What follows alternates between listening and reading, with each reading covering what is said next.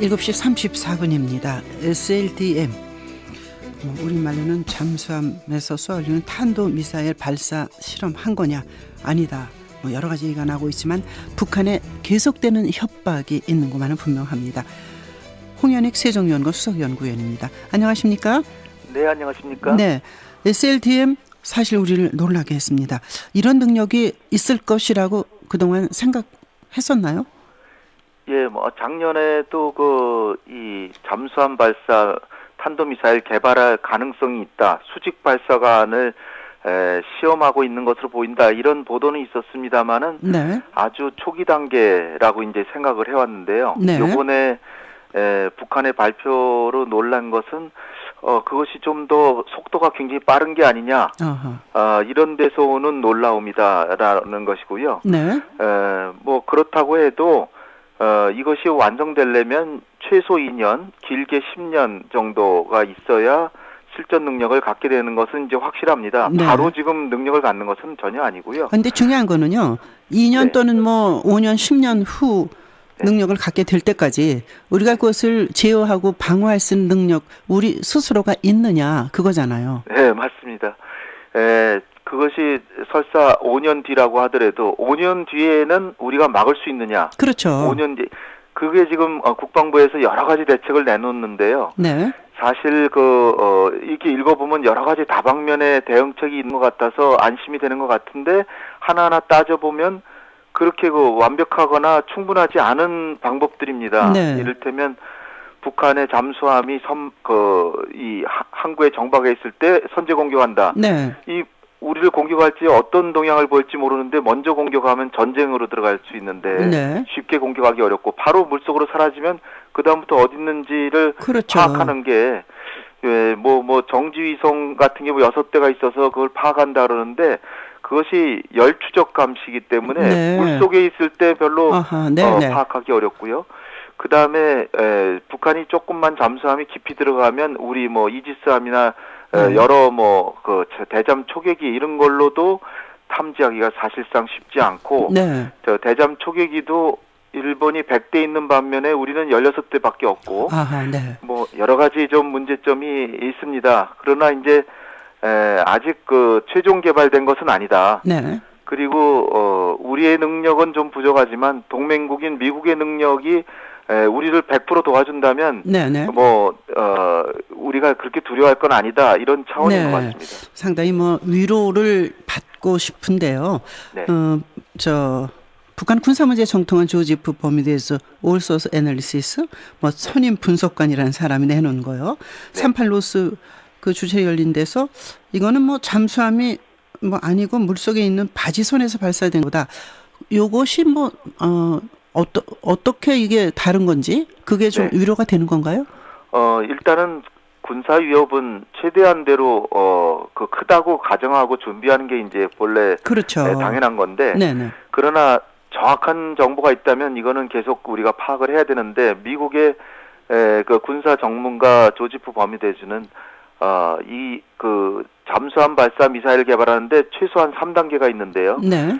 지상에서 일단 한번 쏴보고, 수직으로 세워놓고 쏴보고, 그 다음에 해상에 바지선을 해놓고 선상 또는 수중 약 5m, 몇 미터에서 쏠 수 있고, 그 다음에 이제 잠수함에서 직접 쏘는데, 이번에 거는 북한의 발표로 보면 김정은의 지시에 의해서 잠수함이 수중으로 들어가서 쐈다, 이렇게 말로만 돼 있고, 그 다음에 사진이 나오는데, 네. 그 수중에서 쐈다는 것이 명확하지가 않고요. 네네. 사진도 포토샵일 가능성이 있고, 쏜 인근에서 바지선이 위성이 한 장만 찍는 게 아니니까, 네. 바지선이 있었다. 그래서 수십 몇 미터 아래에서 쏜 거 아니냐, 이런 가능성을 제기하면서, 주안점은 결국 북한은 자신의 능력이 굉장히 대단하다라고 보여주려고 원했던 것 같지만, 실제로는 최소 5년, 길게 10년은 있어야 이 완성이 되는 것이다. 따라서 너무 과도하게 걱정하지 필요는 말아라. 없다. 이런 것을 강조하기 위해서 이렇게 얘기하는 것 같습니다. 네, 그러나 아까 홍 박사 말씀하신 대로 우리는 확실하게 준비해야 되는 거죠. 그렇습니다. 예, 신무기 개발 능력이 어느 정도입니까, 북한이? 북한이 근데 우리의 능력이 우리는 지금 핵이 없는데 그렇죠. 북한은 핵무기를 벌써 몇 개 갖고 있을 가능성도 있고요. 한 8개, 10개 얘기하는 사람도 있더라고요. 그렇죠. 네. 그리고 2020년까지 많게는 50개, 100개까지 만들 수 있다라고 하니까. 그래서 국제 무슨 이상한 조직에다 팔아 넘길 거다. 그거 가지고 밥 먹을 거다. 이런 얘기도 있지 않습니까? 그리고 지금 이 순간에도 만들고 있고요. 지금 말입니다. 그거를 일단 중단이라도 시켜야 되는데 중단을 못 시키고 있거든요. 네. 그것이 걱정이고 거기다 투발 수단이라고 하는 것도 미사일이 탄도미사일이 600에서 1000기인데 그것이 거의 부산까지 다 가는 거고. 네. 또 미국까지 가는 것도 개발해서 거의 완성 단계에 있을 수도 있다라고 보는 거고. 네, 2,000km, 3,000km 막 그러잖아요. 긴 거는 7,000km, 12,000km까지. 그러니까 ICBM 그냥 가지고 있다는 얘기네요. 가지고 있을 가능성이 있다고 미국은 지금 보고 있죠. 네. 그래서 이 운반 수단에 있어서도 항공기에서 떨어뜨릴 수 있고, 그 다음에 지금 말씀드린 미사일이라고 하는 거는 이제 지대지 미사일인데, 이것은 600기 정도 이상 갖고 있고, 거기다가 이제 바다에서 잠수함에서 쏠 수 있는 것도 개발하고 있다 그러니까, 그러면은 핵무기에다가 투발 수단도 여러 가지가 있으면, 이건 우리는 그야말로 우리는 핵무기도 없는데. 따라서 이제 대미 의존도는 더 커질 수밖에 없고 그리고 만약에 미국이 안 도와주면 어떡할 겁니까? 그것도 사실은 우리는 대비해야죠. 그렇죠. 그런데 미국만 믿고 있는 것이 아닌가 이래서 이제 불안이 커지는 겁니다. 지금 이제 그런 가운데 6월에 박근혜 대통령이 방미한다는 거 아닙니까? 네. 세 번째 방미인데 이것이 그동안 예정돼 있었던 것인지 이러한 상황에 한미 동맹의 공고화를 다지기 위한 또 미국과 일본에 가까워진 아주 가까워진 그 동맹 관계 속에서 우리가 어떻게 할 것인가 등 이런 주제로 가시는 건가요? 네, 본래 예정이 돼 있던 거고요. 연초에 요번에 아베가 다녀와가지고 미일 동맹이 크게 그 새로운 차원으로 강화된 거는 사실이지만 우리 대통령께서는 이미 그 취임 직후에 다녀오셨고 그때 그러니까 재작년이죠. 재작년에 이 우리 대통령께서 다녀오실 때 아베도 봄에 갔었거든요. 근데 아베 갔을 땐 굉장히 푸대접을 했고 우리 대통령은 굉장히 환대를 받았습니다. 그렇죠. 당시에 일본에서 난리가 났었어요. 그런데 이제 그러니까 미국도 일본을 너무 박대했다. 그러니까 좀 대우해주자 그래서 이번에 환대한 거고요. 이번에 좀 심했던 것 같아요. 그렇죠. 그러니까 우리가 이제 과거사 문제도 따지고 그러는 가운데 세계에 조명을 받으니까 더 그렇게 보였던 것이고요. 우리 대통령께서도 분명히 환대는 받으시지만 아베하고 꼭 경쟁을 할 필요는 없고요. 미국도 아마 균형을 맞추려고 할 겁니다. 그래서 캐리 국무장관이 17일 날 서울에 옵니다. 내달 중순에 우리 대통령 미국 방문을 준비하기 위해서 캐리 국무장관이 오니까 우리도 준비해서 대통령 가시는데 일단은 북한의 안보 위협이 계속 커지고 있고 그렇죠. 그렇기 때문에 이번에 정상회담이 다시 한번 한미 동맹을 다시 확인하고 그리고 가능하다면 일본이 조금 과거사 문제에 대해서 조금 8.15 때 아베 담화를 통해서 좀 반성하는 거를 보여줄 수 있는 그런 외교를 펼쳐주면 좋겠지만 사실 그게 쉽지는 않아 보입니다. 일본이 하도 물량 공세를 해대가지고 미국 전역에 로비를 해서 미국 정치권에서 미일 동맹 강화가 기정사실화되어 있기 때문에 미국이 새삼스럽게 일본한테 지금 하는 태도 옳지 않다 이렇게 얘기하는 걸 엮어내는 건 쉽지 않아 보이긴 하는데 최선을 다해야 될 것 같습니다.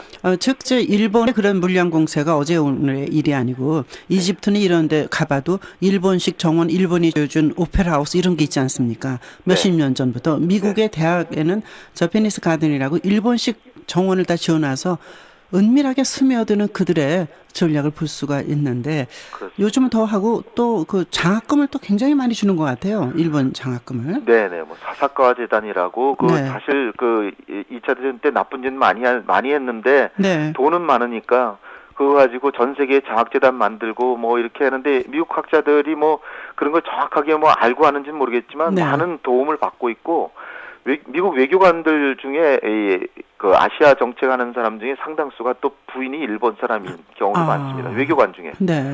그러니까 물량 공세에다가 국력 자체도 일본의 경제력이 우리의 3배는 되는 데다가 그러니까 우리가 좀 외교관들이 굉장히 좀 어려움을 겪고 있는데 우리가 좀 외교관들 좀 지원을 좀 해줘야 될 것 같습니다. 실질적으로나마. 즉 이제 그 말씀 속에는 사실은 이제 위안부 문제 이것의 사과만을 요구하는 것보다는 사과를 요구하되 또 다른 트랙으로 투 트랙 외교가 필요하지 않나 이런 지적이 있지 않습니까? 네. 한미 동맹을 더 공고화하는 6월에 박근혜 대통령의 방미를 계기로 이러한 전략이 바뀔 가능성도 바뀌어야 된다면 뭐 한 말씀 해주시죠. 지금 뭐 SLBM 같은 건 우리 단독으로 대응하기 매우 어렵고요. 그렇죠. 거기다가 북한의 지대지 미사일도 뭐 여전히 위험하고. 네. 그러니까 결국 한미일 간의 안보 문제에 있어서는 어느 정도의 그 정보 공유가 필요하고 정보 공유와 이를테면 주한미군은 일본에 있는 일본에도 미군이 있잖아요. 네. 거기다가 일본이 그 미국에 대해서 동맹으로서 이 병참 지원 같은 거 이런 네. 걸 제공하는데 이걸 우리가 막는다는 게 현명하지도 않을 뿐 아니라 네. 이것을 가능하지도 않습니다. 그렇기 때문에 우리가 어느 정도는 이걸 잘 활용해야 되고 그런 차원에서 안보 문제에 있어서는 적어도 아베가 퇴행적으로 가더라도 안보 문제는 협력하고 네. 그 대신에 따질 건 또 따지고 네. 그리고 대미 외교를 강화해서 전방위적으로 일본의 태도를 수정해가면서 우리가 최소한 챙겨야 될 건 챙기는 것이 현명하지 않은가 이렇게 네. 생각됩니다. 그 러시아의 그 뭐 승전 또는 종전 70주년 행사에서 시진핑하고 푸틴이 손 잡았지 않습니까? 네, 네. 이러한 것하고 또 한미일 동맹이 더 굳건해지는 것하고 이것을 아우러서 우리가 풀어 나가야 될 숙제를 끝으로 말씀해 주십시오. 예, 가장 우리가 할 수 있고 해야 되는 거는 남북 관계가 정면 대결 국면보다는 네. 정상화하고 뭐 호혜적 서로가 이익이 된다면 협력할 건 협력한다면 네. 우리의 안보 위협은 지금의 반의 반으로 줄어들 테고요. 네. 그러니까 남북 관계가 최악의 관계가 되지 않도록 관리할 필요성은 최소한 있다. 이게 첫 번째고요. 네. 그리고 이건 우리가 할 수 있는 부분입니다. 네. 그 다음에는 이제 미국이나 일본이나 중국, 러시아도 전혀 반대할 수 없는 뭐 동아시아의 평화와 공동 번영을 위해 우리 외교는 간다. 그렇게 네. 보면 AIIB 같은 거는 이건 네. 뭐 공동 번영을 위한 거 가입하는 게 당연한 거고. 그렇죠. 사드 같은 거는 남북 관계에서 이 북한의 핵 문제 이런 게 좀 줄어들면 우리가 그걸 배치해야 될 필요성도 줄어들고. 네. 따라서 미국이 동맹으로서 자기들 군대를 보호하기 위해서 갖다 놓는다 그러면 미국의 비용으로 갖다 놔라. 네. 이렇게 당당하게 얘기하면 미국도 결국은 한국을 네. 도와주는 목적도 있지만 경제적인 목적도 있으니까 배치 안 할 수도 있습니다. 네. 그러니까 우리가 동북아의 평화와 공동 번영이라고 하는 원칙을 세워놓고 네. 거기에 따라서 할 말은 하면서도 항상 주변국들 모든 나라와 우호적으로 지낸다면 네. 우리의 안보 딜레마는 상당히 줄어들 것이라고 생각합니다. 알겠습니다. 오늘 말씀 정말 고맙습니다. 감사합니다. 네. 홍연익 세종연구소 수석연구위원이었습니다.